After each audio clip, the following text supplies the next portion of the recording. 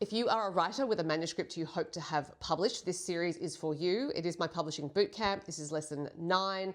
The previous lessons have been about the writing process, but now we are heading towards the nitty-gritty of the stages that will occur before you send a manuscript into an agent or publisher, and then what happens once it's in that process of having been submitted and considered for acquisition.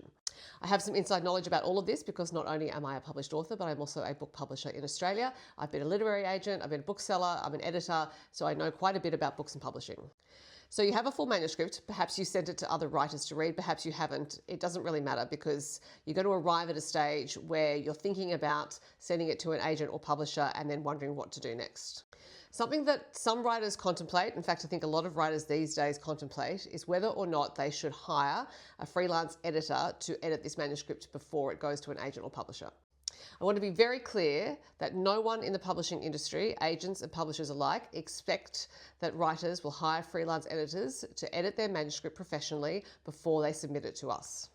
We are very aware that this is a considerable expense, and I also personally think that you could have that report done, but if you don't necessarily know what to do with the feedback that you're given, it can be a waste of your time and money.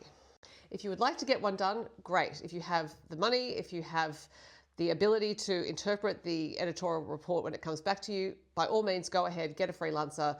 There are plenty out there. You can Google, in Australia, there's something called the Freelance Editors Network.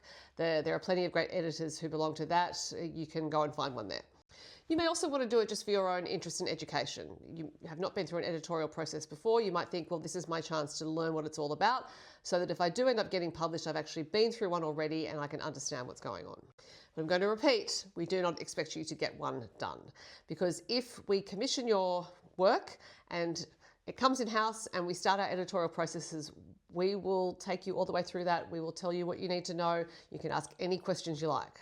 We do not expect a first-time author to be an expert at an editorial process. Quite the opposite. So please don't worry if you have not engaged an editor to edit your manuscript. I'm not looking at submission letters wondering where's the mention of the edit in there.